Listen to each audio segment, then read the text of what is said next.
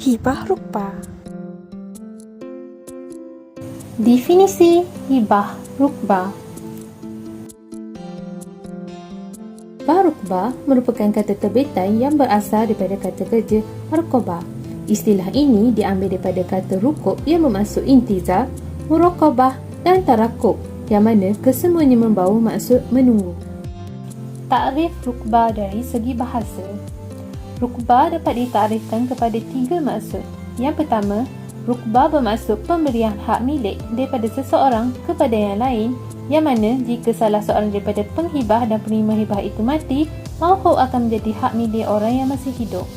Yang kedua, rukbah merupakan pemberian kepada seseorang, yang mana jika salah seorang daripada penghibah dan penerima hibah itu mati, mahfuz akan menjadi hak milik ahli waris penghibah. Yang ketiga, rukbah juga bermaksud pemberian, misalnya sebuah rumah untuk didiami oleh seseorang. Jika sekiranya penerima hibah mati, maka rumah itu akan didiami semula oleh penghibah. Rukbah dari segi istilah syarak pula ialah pemberian hak milik daripada seseorang kepada yang lain, yang mana jika salah seorang daripada penghibah dan penerima hibah itu mati, mahfuz akan menjadi hak milik orang yang masih hidup. Dalil hibah rukbah boleh dirujuk di dalam Al-Quran dan juga hadis. Di dalam Al-Quran iaitu dalam surah Ad-Dukhan ayat 59 yang membawa maksud, maka tunggulah wahai Muhammad akan kesudahan mereka, sesungguhnya mereka juga akan menunggu kesudahanmu. Dalil daripada hadis pula ialah berdasarkan hadis yang diriwayatkan oleh Ibnu Majah daripada Ibnu Umar yang bermaksud, dan rukbah itu ialah apabila seseorang berkata, ia adalah milik yang paling akhir mati antara saya dan kamu. Hadis ini diambil daripada Al-Sunan Ibnu Majah, hadis bernombor 2382. Bagaimanakah status harta hibah tersebut jika penerima hibah meninggal dunia sebelum pemberi hibah? Jika penerima hibah meninggal dunia dahulu sebelum pemberi hibah, maka harta hibah itu akan kembali kepada pemberi hibah. Oh, begitu. Contoh lafaz hibah rukbah. Tanah ini akan aku berikan kepada kamu sebagai rukbah, dan jika kamu mati dulu, maka harta itu kembali kepada aku, dan jika aku mati dulu, maka harta itu untuk kamu. Apakah pendapat fuqaha berkaitan hibah rukbah?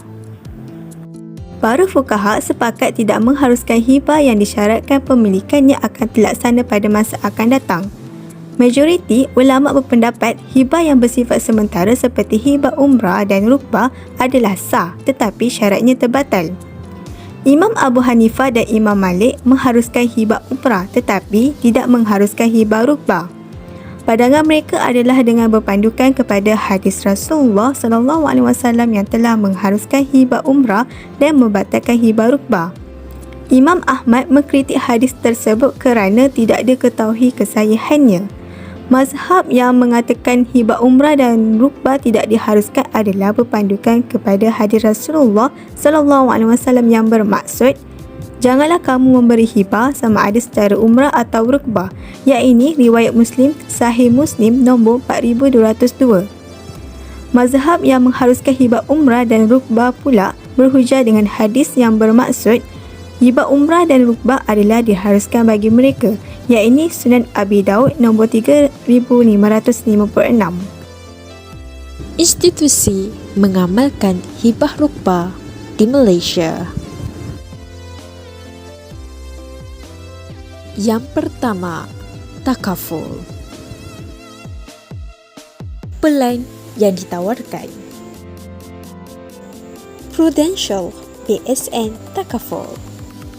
Pelaksanaan takaful. Pengendalian takaful. Produk takaful ini diamalkan oleh pengendalian syarikat takaful. Akta Takaful. Akta Perkhidmatan Keuangan Islam 2013 yang menggantikan Akta Takaful 1984 telah mengukuhkan kedudukan pelaksanaan kontrak hibah bersyarat. Prosedur takaful mencapai umur 16 tahun. Dibayar atas kematiannya di bawah sijil takaful. Memberitahu pengendali takaful berlesen secara bertulis, nama, tarikh lahir, kad pengenalan, nombor sijil kelahiran, alamat penama. Apakah contoh hibah rukbah? Jika penerima meninggal dunia lebih awal daripada pemberi hibah, maka hibah itu terbatal. Harta dan manfaatnya kembali kepada pemberi hibah dan ianya tidak menjadi pusaka kepada penerima hibah. Dan penamaan itu secara tidak langsung akan terbatal. Maka sebaliknya, jika pemberi hibah meninggal dunia lebih awal, maka harta tersebut akan menjadi faraid dan ianya bukan menjadi pusaka kepada penerima hibah. Institusi kedua ialah Amanah Saham Nasional Berhad ASNB. Pengendalian hibah amanah. Hibah amanah diamalkan oleh Pemodalan Nasional Berhad, iaitu seperti Amanah Saham Bumiputra ASB dan Amanah Saham Nasional ASN. Keputusan Hakim Syari'i mengenai hibah rukbah. Kes Muhammad Akbar bin Syafawi versus Faraya Suraya binti Tarmizi dan Khafil Rushaidi bin Kamal Rashdan. Nombor kes 06104404732014. Pemohon dalam kes ni iaitu Muhammad Akbar bin Syafawi telah membuat permohonan di Mahkamah Tinggi Syariah Kuantan untuk mengesahkan hibah yang telah dibuat olehnya terhadap responden pertama dan responden kedua. Harta yang dihibahkan oleh pemohon adalah terdiri daripada harta alih dan harta tak alih. Berkaitan dengan isu hibah rukbah ini ialah terdapat harta manfaat takaful yang ingin dihibahkan oleh pemberi hibah. Hakim dalam kes ini membenarkan pengaplikasian hibah manfaat takaful. Konsep hibah manfaat takaful adalah bersamaan dengan hibah rukbah kerana ia dikaitkan dengan kematian peserta. Keputusan yang dibuat oleh Hakim Syari'i dalam kes ini adalah berpandukan kepada keputusan mesyuarat yang ke-34 Majlis Penasihat Syariah Bank Negara Malaysia. Berdasarkan kes di atas, dapat dilihat bahawa pengaplikasian hibah rukbah boleh diamalkan di Malaysia. Namun begitu, melihat kepada keadaan umat sekarang, keharusan pengaplikasian hibah rukbah boleh diterima pakai demi kemaslahatan ummah manusia. Kerana ini merupakan satu inisiatif supaya pemberi hibah tidak hilang haknya untuk menguasai harta tersebut. Kerana bimbang, kemungkinan penerima hibah akan mengabaikan haknya apabila semua harta diserahkan kepada penerima hibah. Kesimpulan. Sebagai kesimpulan, walaupun para fuqaha berbeza pandangan dalam isu hibah rukbah ini, ia bukan bertujuan untuk membebankan manusia, tetapi sebagai satu rahmat bagi umat manusia untuk mengaplikasikan pendapat para fuqaha yang bersesuaian dengan keperluan masa kini. Punca berlakunya perbezaan keputusan kehakiman adalah disebabkan hakim-hakim syari'i mengguna pakai pendapat-pendapat fuqaha yang berbeza.